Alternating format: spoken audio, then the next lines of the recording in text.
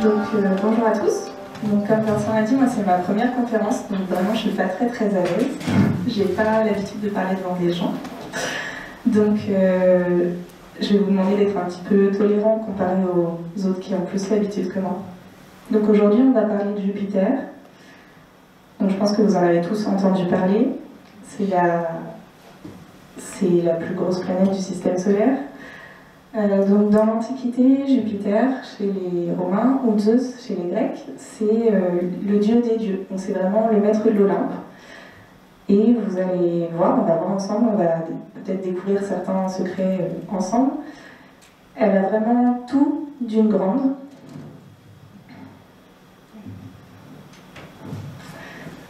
Pas du tout. Donc au niveau de sa carte d'identité, donc c'est la 5e planète du système solaire en partant du Soleil. Elle a un diamètre de proche de 143 000 km, là où la Terre, elle fait entre 12 et 13 000 km. Sa masse, si on enlève le Soleil du système solaire, elle représente 70% de la masse du système solaire. Donc c'est énorme, vous vous en doutez, et il reste donc 30% pour les 7 planètes qui restent. Donc on ne se partage pas grand-chose. Je ne vais pas vous parler en kilos parce que c'est pas très parlant pour nous. En température moyenne, on est à moins 108 degrés, donc il fait peu très chaud. Pour sa rotation sidérale. Donc sa rotation sidérale, c'est le temps qu'elle va mettre pour faire le tour sur elle-même.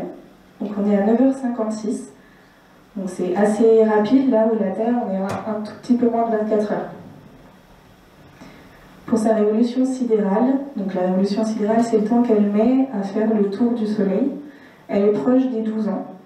La Terre, on est donc à 1 année. On n'a pas de date précise, on n'a pas d'écrit concernant sa découverte, sa toute première observation.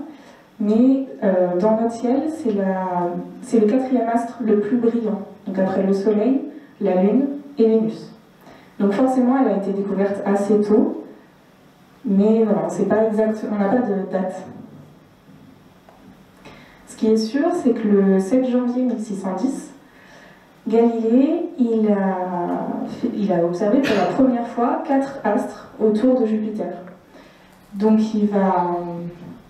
4 astres, donc il va les observer plusieurs fois, et en fait, il va se rendre compte, petit à petit, qu'elles sont toujours là, jamais dans le même ordre, mais toujours là, et surtout toujours alignées à la planète. Vous me dites si vous ne m'entendez pas très bien. Donc, toujours alignées à la planète. Donc, il va les nommer les étoiles médicéennes pour des questions purement politiques. La famille de Médicis, c'était des mécènes, et en fait, il avait besoin d'argent pour continuer ses recherches. Donc, il va flatter leur ego, et il va les appeler les étoiles médicéennes. Donc c'est les 4 premiers satellites de Jupiter. Découverts en tout cas. Donc on sait, alors c'est quand même historique parce qu'en fait ça nous apprend qu'il y a d'autres lunes qui tournent autour d'autres planètes, comme la Lune avec la Terre. Et surtout, ça montre qu'il y a d'autres lunes autour d'autres planètes, comme les planètes autour du système solaire. Et en fait ça va dans le sens de la théorie de l'héliocentrisme, qui a bien du mal à se faire une place depuis les années 1500. En 1671, on se dit que ces satellites, on pourrait s'en servir. Ils pourraient servir à déterminer les longitudes sur Terre, donc à estimer les distances est-ouest. Parce que les cartes, à l'époque, elles sont fantaisistes, et pour la navigation, c'est pas très pratique. Donc comment ils vont faire ça? Donc les satellites sont visibles au même instant sur Terre d'une grande partie de la Terre. Et c'est vraiment un repère universel. Donc la méthode, on se place à un endroit, on règle une horloge sur midi, donc quand le Soleil passe au sud, au méridien local. Ensuite, on note l'heure à laquelle se produit l'éclipse. On compare cette heure-là à l'heure où le phénomène devrait se produire là où... Attends. Ensuite, on note l'heure à laquelle se produit l'éclipse et on la compare avec l'heure à laquelle elle devrait se produire sur le méridien local. Donc ça va être Greenwich si on connaît, puisqu'on connaît sa latitude, longitude. Ça peut être un autre observatoire si on connaît ses longitudes. Et en fait, on va avoir une différence d'heure, et cette différence, elle va nous donner la différence de longitude. Comme la Terre, elle fait 360 degrés en 24 heures, on sait qu'une heure de décalage, c'est 15 degrés d'écart en longitude.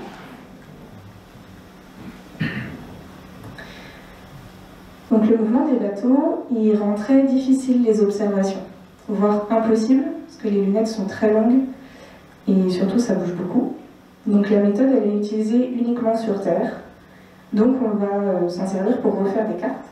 Cassini, notamment, il va s'en servir en 1682 pour refaire la carte de France. Donc le roi, à l'époque, il en rigolait et il disait que ça lui avait causé que de la perte. Et on peut le voir ici.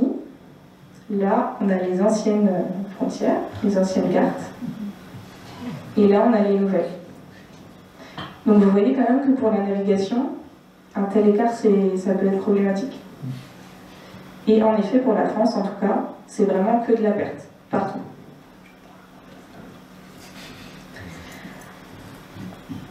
Mais les éclipses, elles ne concordent pas aux prédictions de Galilée. Pour Io, donc, le satellite qui est le plus proche de Jupiter, on en parlera tout à l'heure, pour Io, la différence de temps, elle peut atteindre 10 minutes en avance ou 10 minutes en retard. Et cette différence, elle semble liée à la distance entre Jupiter et la Terre. Donc le 22 août 1676, Cassini va l'expliquer en admettant que la lumière elle a une vitesse finie. Donc quand la Terre elle s'éloigne, les éclipses elles paraissent en retard, puisque la distance est plus grande, donc on est plus de temps. A l'inverse, elles paraissent en avance quand la Terre elle va se rapprocher, puisqu'on a moins de distance, on va plus vite. Mais le phénomène, le problème, c'est qu'il est visible que pour Io. Donc du coup, Cassini, il va abandonner cette théorie parce qu'en fait, il ignore que les mouvements des autres satellites, ils entrent en interaction avec Io. Non. Pardon. Donc le phénomène, il est visible que pour Io. Et en fait, ce qu'il ignore, Cassini, c'est que le mouvement des satellites, il est affecté par leur interaction mutuelle. Et donc ça, en fait, ça épargne Io, parce qu'elle est trop proche de Jupiter. Mais ça, Cassini, il l'ignore. Donc il va abandonner sa théorie, et Romer va publier tout seul, et il va donner une estimation de la vitesse de la lumière qui ne sera pas tout à fait juste. En 1726, en revanche, James Bradley, il va confirmer définitivement cette théorie. Cassini, il a également fait une découverte. Donc, lui, il a estimé sa vitesse de rotation à 10 heures. On a vu qu'elle était de 9,56, donc quand même pas très proche. L'erreur n'est pas très grande. Et il découvre également sa vitesse différentielle. On en reparlera tout à l'heure. Donc au début du XXe siècle, qu'est-ce qu'on sait exactement de Jupiter ? Elle a quand même encore de grands secrets. On connaît ses dimensions, on connaît sa masse. Donc on connaît sa vitesse de rotation différentielle, c'est-à-dire qu'elle va tourner plus vite à l'équateur qu'au pôle.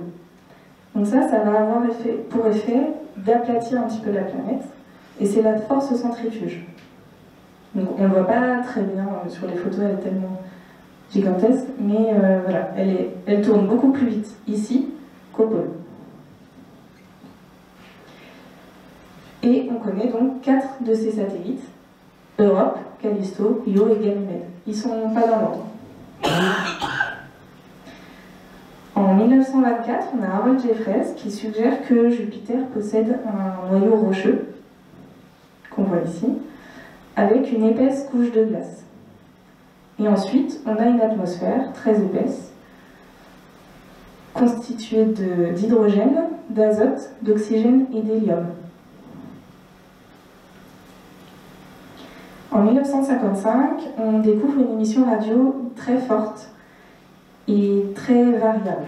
Donc c'est la signature d'un corps qui se déplace lentement dans le ciel, et donc c'est Jupiter. Donc ça nous indique que l'atmosphère, elle est partiellement ionisée. Et ça nous révèle la présence d'un champ magnétique.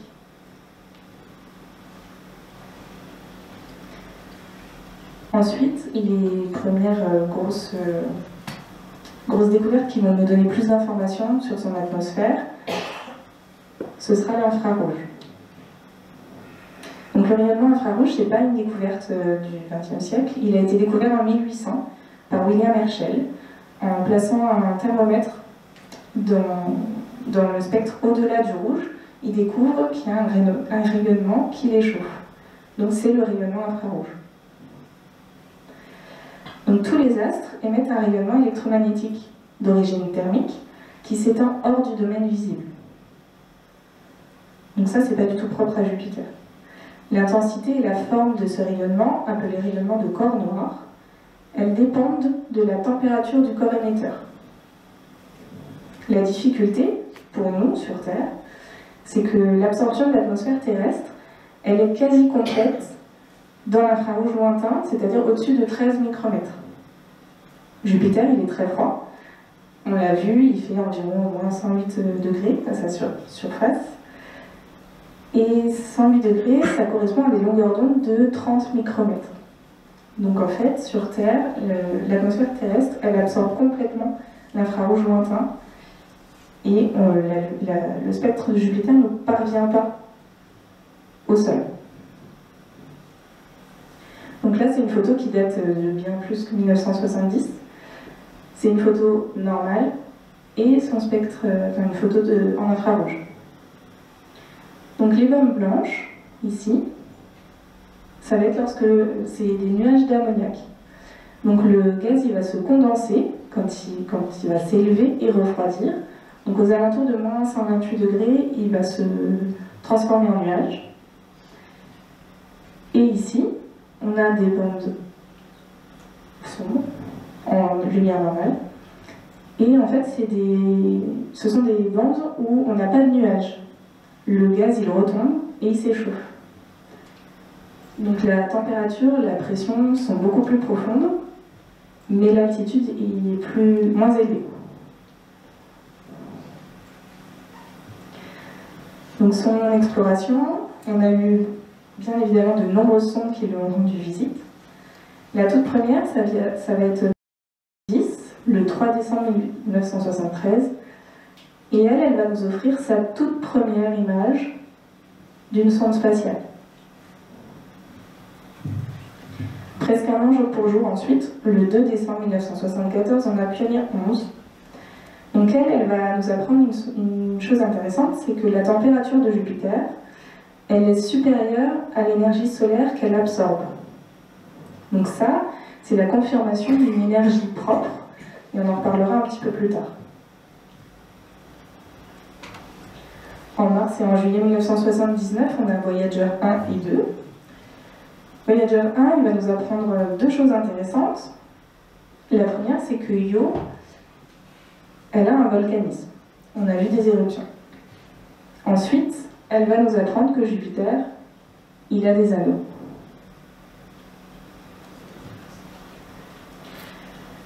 De 1989 à 2003, on a la sonde Galileo. Donc elle part en 1989. En 1994, elle est encore sur la route. Et on a la comète SL9 qui chute dans l'atmosphère de Jupiter. Et en fait, ça produit une boule de feu de plus de 20 000 degrés.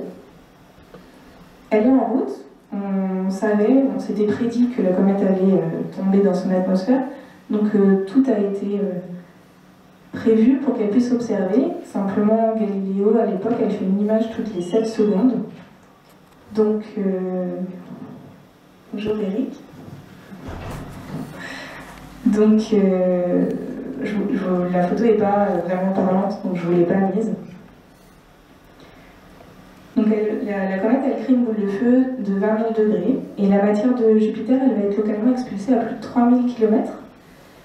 Ça va permettre au spectromètre de Galileo de mettre en évidence la signature de l'eau. Galileo, elle est également équipée d'une sonde de descente qui est prévue pour fonctionner jusqu'à une température de 10 bars. Cette sonde, elle va être larguée le 7 décembre 1995 et elle va transmettre des données pendant environ 1 heure, mais surtout jusqu'à une...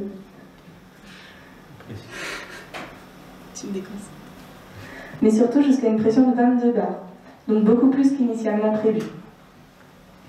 Et le 21 septembre 2003, c'est au tour de Galileo de plonger dans l'atmosphère jovienne. En 1990, on a eu le lancement de la sonde Ulysse, donc c'est une sonde européenne qui est destinée à explorer le champ magnétique solaire. Donc, toutes les sondes qui vont passer, elles ne sont pas destinées à observer Jupiter, mais elles vont être de passage autour. Donc elles vont faire des mesures et elles vont nous donner des résultats. En 1997, on a la sonde Cassini. Elle est à destination de Saturne. En 2007, on a le passage de la sonde New Horizons à destination de Pluton. Donc toutes ces sondes, elles ne vont pas forcément nous donner de grandes découvertes, mais elles vont faire des mesures et surtout elles vont nous donner des photos. En 2011, on a la sonde Juno qui est partie. Elle est arrivée en 2016. Elle est toujours en activité et pour l'instant, on n'a pas vraiment de date de fin de programme.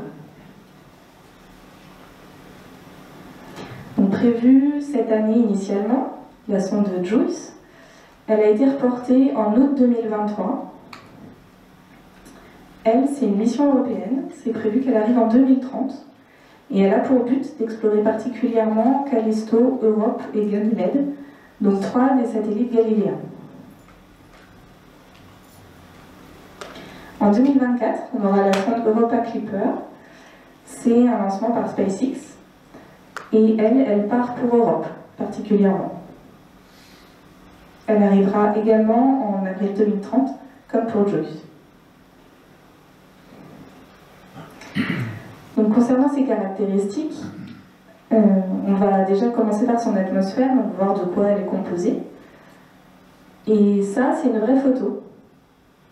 Donc c'est de vrais éclairs. Donc Jupiter, il a une stratosphère, comme on voit ici. La stratosphère, elle n'est pas ou peu visible. Donc la température dans la troposphère, on voit que là on a la température, l'altitude. On voit que plus on monte en altitude dans la troposphère, et plus la température elle diminue. Ensuite, on passe dans la stratosphère et c'est l'inverse. La température augmente de nouveau.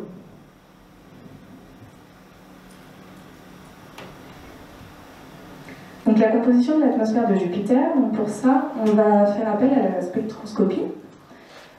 Donc c'est en décomposant la lumière qui nous vient de Jupiter qu'on en apprend un petit peu plus sur les molécules qui la composent. Donc son spectre, il est troué de nombreuses raies sombres qui s'explique par l'absorption sélective d'entités chimiques qui sont contenues dans son atmosphère. Les longueurs d'onde à laquelle elles se produisent, elles sont caractéristiques, c'est vraiment la signature de ces molécules. Donc sur le schéma ici, on peut voir en rouge le spectre de Jupiter et en bleu le spectre de la Lune. Donc, le spectre de la Lune, on est d'accord que c'est la lumière du Soleil qui est réfléchie par la Lune. Donc on peut voir qu'ils sont quand même assez similaires, avec quelques bandes qui sont différentes.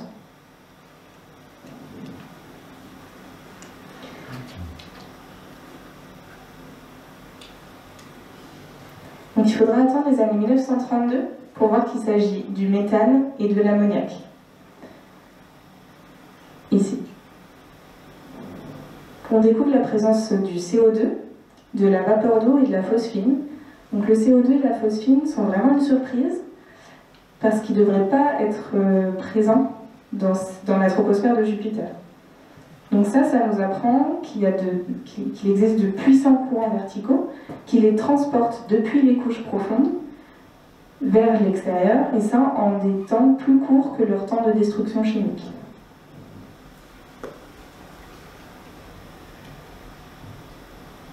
à mesure qu'on s'enfonce à l'intérieur de Jupiter, la température, qu'on ne voit pas bien ici, et la pression, elles augmentent. Donc là, on est en millions de bars, et là, on est à peu près à 20 000 degrés. On n'a pas de surface solide, comme sur Terre, sur Jupiter.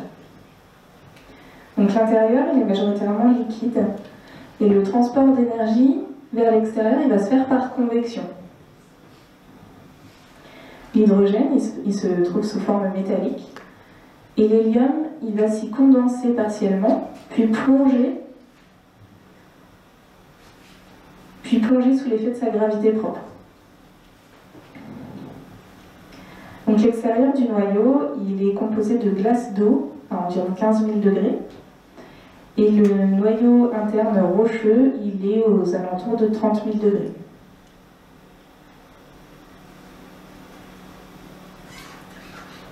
On ne peut pas parler de l'atmosphère de Jupiter sans parler des vents. Donc près de l'équateur, la vitesse des vents, elle atteint 700 km/h. Là, on a un schéma, un vieux schéma, qui a été fait par Cassini et Voyager, donc dans les années 2000. Dans les années 2000, on pouvait voir qu'aux alentours de l'équateur, ici on est en latitude 0, que les vents allaient aux alentours de 400-450 km/h. Ça, c'était dans les années 2000. Aujourd'hui, on sait qu'ils vont beaucoup plus vite. Ils vont aux alentours de 700 km/h. Donc plus on part vers les pôles, moins les vents sont rapides. Et là, on a un schéma avec la direction des vents. Donc là, ils vont vers l'est, et à chaque changement de bande, ils changent de direction.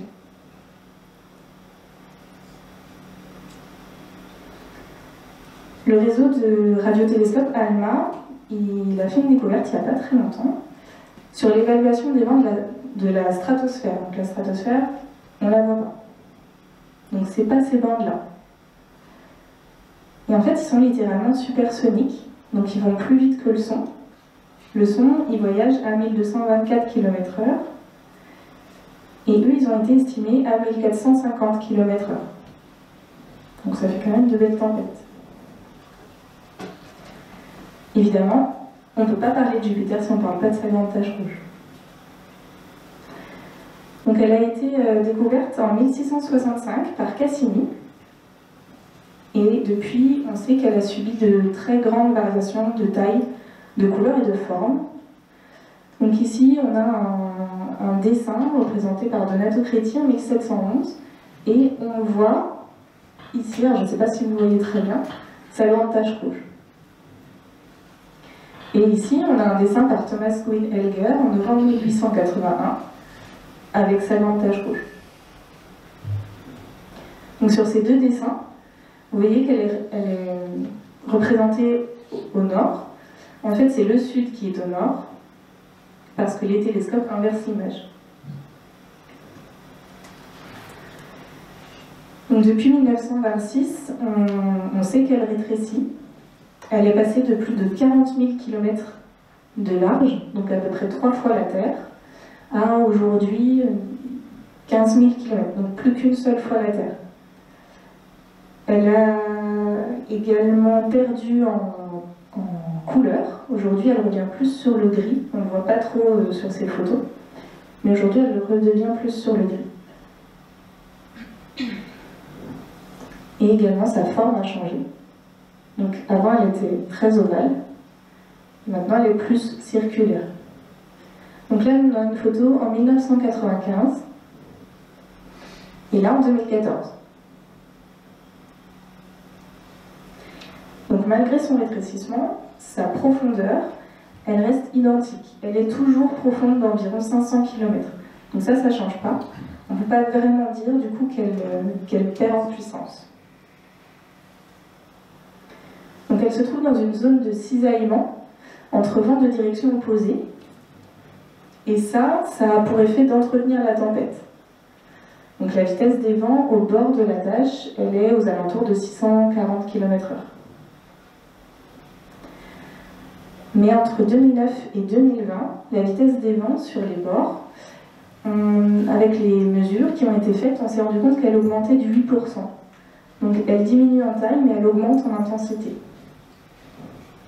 Elle se compose de plusieurs étages de nuages qui sont hauts au centre et qui tombent en cascade sur les côtés.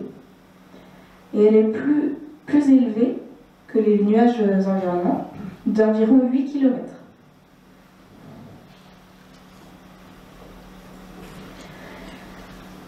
Donc sur Neptune, par exemple, ça existe aussi les anticyclones.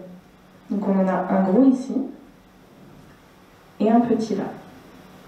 Donc c'est pas quelque chose qui est propre à Jupiter, mais ceux de Neptune, ils vont disparaître en quelques années. La grande tache rouge, ça fait plus de 300 ans qu'on l'observe. Sur Terre aussi, on a des cyclones et des anticyclones. Ceux-là, ils disparaissent en quelques jours. Ce qui va faire la différence entre Jupiter et la Terre, c'est que la Terre, elle a des continents. Jupiter n'a pas de continent. Et c'est le contact avec les continents qui va faire s'épuiser les cyclones. Donc pourquoi elle diminue, sa grande tache rouge? De quoi est-ce qu'elle est composée? Peut-être de soufre et peut-être de phosphore. Pour l'instant, on ne sait pas trop. Et surtout, est-ce que c'est vraiment la grande tache rouge qu'on observe depuis 300 ans? En 1939, l'astronome Elmer Rees, il observe l'apparition de 3 zones sombres dans une bande de nuages de l'hémisphère sud. Donc il va les nommer AB, CD et EF. Elles vont s'élargir et ne laisser apparaître que 3 petites taches claires. Donc FA, BC et DE en 1997. En 1998, ces taches-là, elles évoluent dans des courants opposés. Elles vont migrer vers le nord et elles vont se retrouver coincées dans les mêmes bandes. Donc quand Voyager il va survoler Jupiter, Voyager il passe en 1979, il va les mesurer et elles font environ 10 000 km. Donc c'est un petit peu plus petit qu'une Terre. En 1998, donc ici, on voit que DE et BC n'existent plus, on n'a plus que BE, donc elles ont fusionné. En 1999, FA et BE existent toujours séparément, mais elles se sont beaucoup rapprochées. Et en l'an 2000, elles vont fusionner à leur tour. Et ça va former la tempête BA. Donc en 2005, elle commence à devenir très rouge, jusqu'à être de la même couleur que la grande tache rouge. Puis tout doucement, elle va retourner sur le gris, et en 2007, elle sera de nouveau grise. Donc la tempête BA et la grande tache rouge, elles n'évoluent pas dans les mêmes bandes, donc elles ne fusionneront jamais.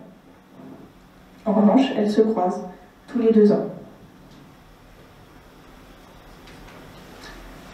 On connaît tous ce phénomène, donc les aurores boréales.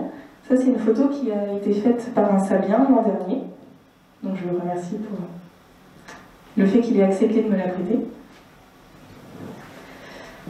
Et c'est pas propre à la Terre, ça existe sur d'autres planètes. Donc là, on a une image d'une aurore boréale sur Mars. Elles sont très ténues et discrètes sur Mars. Et ces aurores boréales, elles existent également sur Jupiter. Elles sont très intenses et elles sont quasiment permanentes. Donc l'hydrogène, il émet dans le domaine de l'ultraviolet. Donc elles sont invisibles à l'œil nu. Donc là, on a une photo, montage, avec un filtre normal et un filtre en ultraviolet.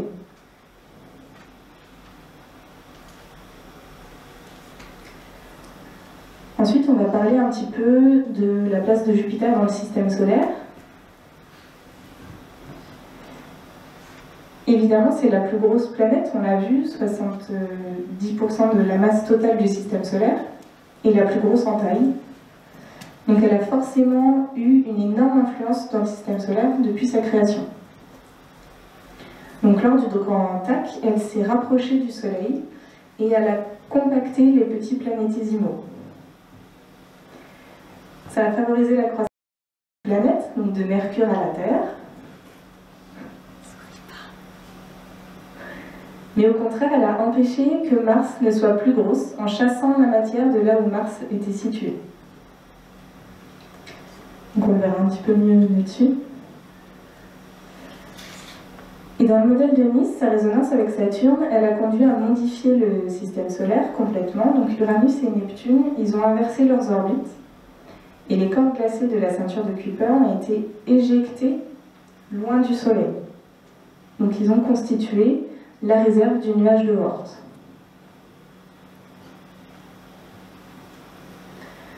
Donc aujourd'hui encore, Jupiter, par l'effet de la résonance, elle creuse des sillons vides dans la ceinture d'astéroïdes. Donc là, on a la ceinture d'astéroïdes, la ceinture principale d'astéroïdes, qui est située entre Mars et Jupiter. Jupiter, on connaît aussi deux groupes d'astéroïdes qui naviguent sur la même orbite que Jupiter, à 60 degrés devant et 60 degrés derrière. On les appelle les astéroïdes troyens. Donc leur position, elle est due au point de Lagrange. Si vous avez des questions là-dessus, Vincent y répondra avec plaisir. Donc on a une sonde, Lucie, qui est déjà partie pour aller les observer. Et ça nous en apprendra un petit peu plus.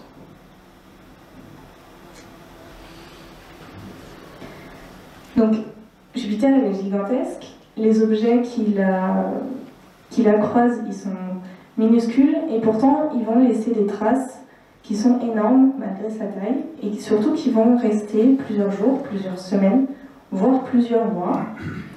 Donc on a parlé tout à l'heure de la comète SL9 en 1994. Donc il y a eu au moins 23 impacts. Elle a laissé 23 marques sur la planète. Ils ont été reportés entre le 16 juillet 1994 et le 22 juillet. Le plus gros impact, il a fait une tache de 12 000 km, donc la taille de la Terre. La taille de la grande tache rouge aujourd'hui. Donc quand vous voyez la place qu'elle représente sur la surface, c'est quand même assez impressionnant. Concernant les comètes, donc la fréquence des collisions pour un noyau de 0,3 km de diamètre, ça va être environ tous les 500 ans. Et une comète d'un diamètre de 1,6 km, ça va être tous les 6000 ans.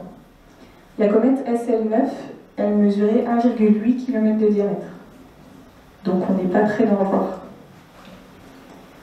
Ici, on a la photo d'un impact en 2009, le 23 juillet 2009. Et cet impact n'a pas été observé. On sait que c'est un astéroïde selon les mesures qui ont été faites, mais on ne l'a pas vu tomber. Donc on l'a vu tout à l'heure, Jupiter elle a des anneaux qui ont été découverts par Voyager 1 en 1979. Ces anneaux, ils font 30 km d'épaisseur. Ils sont constitués de 4 ensembles distincts. Donc on a le halo et 3 halos différents. Et de l'un à l'autre, ils sont séparés par les orbites de petits satellites. Donc on a Amalthée, Thébé, Métis et Adrasté. Donc on a d'abord le halo, donc ce qui est le plus proche de Jupiter, qui est circulaire. Lui, il est composé de petites poussières de moins d'1 micromètre. On le sait parce qu'en fait, elle émet une lumière bleutée qui est caractéristique des objets de cette taille-là. Les anneaux, quant à eux, ils sont composés de la matière éjectée des petits satellites quand il y a eu des impacts avec des astéroïdes. En fait, ces satellites-là n'ont pas de... J'ai perdu mon mot. Ils n'ont pas de champ gravitationnel, donc en fait la poussière qui est éjectée, elle ne va pas retomber. Donc elle va partir dans les anneaux.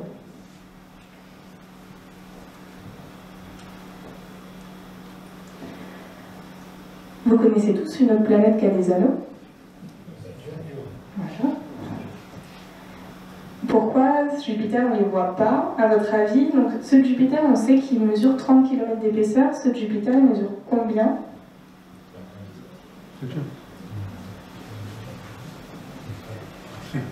1 km. il mesure 1 km. Donc qu'est-ce qui génère une telle différence de visibilité?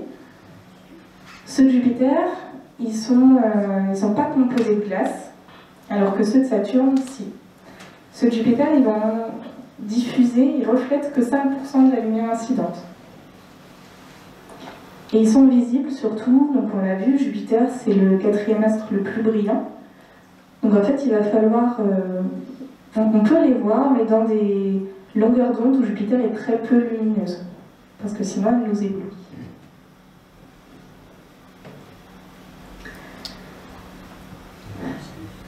Donc ces satellites, j'ai été beaucoup trop vite. Aujourd'hui, on en a découvert 79. Il y en a probablement beaucoup d'autres qui sont à découvrir. 14 étaient connus avant l'ère spatiale. Et 8 seulement ont des orbites circulaires et dans le même plan que Jupiter. Donc on a évidemment les 4 satellites galiléens qui sont verrouillés par effet de marée. Donc c'est-à-dire qu'ils vont, comme la Lune à la Terre, ils vont présenter toujours la même face. Donc cette fois, on va faire dans l'ordre de distance. On a Io, qui est la plus proche, elle est à moins de 500 000 km du centre de Jupiter. Donc Io, elle est 5% plus grande que la Lune, en termes de comparaison. Elle est composée d'un noyau métallique,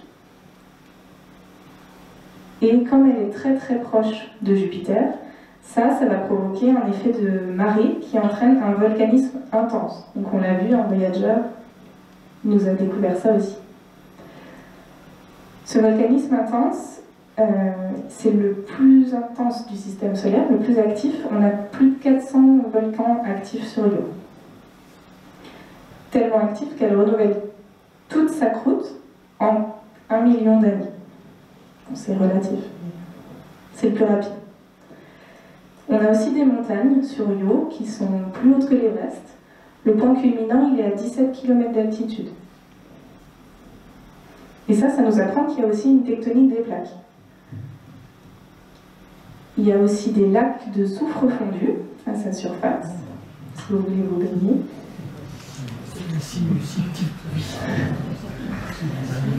Et c'est le satellite le plus pauvre en eau. Elle a une révolution en 42 heures. Et donc ici, c'est Galiléo qui nous a fait cette photo en 1997. Donc sa couleur, elle est due à sa composition. Il y a beaucoup de soufre, ce qui lui donne cet aspect un peu jaune, rouge. Ensuite, on a Europe. Europe, c'est la plus petite des lunes galiléennes. Elle est un petit peu inférieure à la Lune. Sa température en surface, elle est de moins 145 degrés et elle gravite sur une orbite elliptique autour de Jupiter qu'elle boucle en 3 jours. Donc elle est assez rapide. Elle subit non seulement l'influence inégale de Jupiter, puisqu'elle a une orbite elliptique, donc l'attraction n'est pas toujours la même, mais également celle de Ganymède et de Io.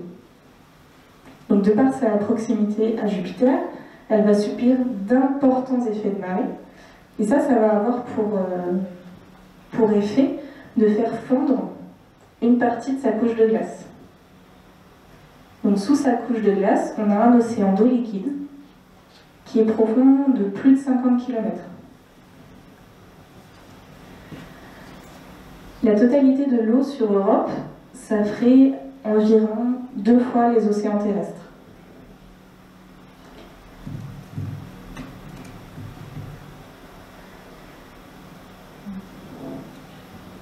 Donc cet océan, il pourrait être en contact avec le noyau silicaté qui rendrait possible le développement d'une chimie prébiotique. La chimie probiotique, c'est l'origine du vivant. Donc évidemment, elle a une importance... C'est pour ça qu'on a beaucoup de sondes qui vont partir à sa découverte, parce que vraiment, elle est très intéressante comme niche pour l'exobiologie. Et donc Athéna Koustenis, elle vous présentera une conférence sur les mondes habitables du système solaire et elle vous en parlera d'Europe le 7 juin 2022, donc à Carole. Ensuite, on a Ganymède.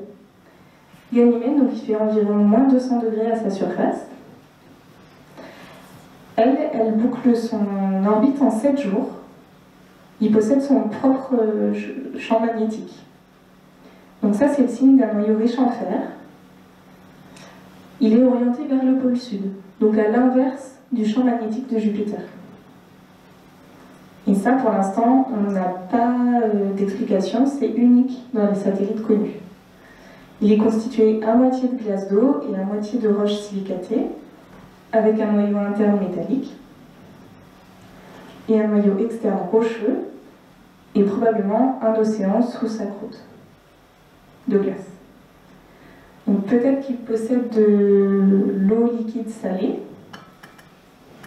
Il est plus gros que Mercure et il est presque aussi grand que Mars. Il possède également une fine atmosphère. Donc c'est le plus gros satellite du système solaire, Ganymède. Ensuite, on a Callisto. Donc c'est le 4e satellite galiléen. Callisto, c'est le 2e plus gros satellite. C'est aussi le plus éloigné des satellites galiléens. Il a une orbite à 1 900 000 km de Jupiter. C'est 2 fois la taille du Soleil. Et il boucle son orbite en 16 jours. Donc c'est un agrégat de matière. En fait, il est tellement loin qu'il ne subit pas du tout les effets de marée de Jupiter. Donc c'est un agrégat de matière. Son noyau, il n'a pas fondu. Il y aurait de l'eau liquide sous sa surface. Il est très léger et il est composé pour moitié de glace d'eau et pour moitié de roches silicatées. Sa surface, elle est criblée d'impacts. Vous pouvez le voir partout, c'est des impacts. Tellement, en fait, que s'il y a un nouvel impact, il efface un ancien cratère. Donc ça nous apprend qu'elle évolue pas du tout. Donc on n'a pas de tectonique et pas de volcanisme.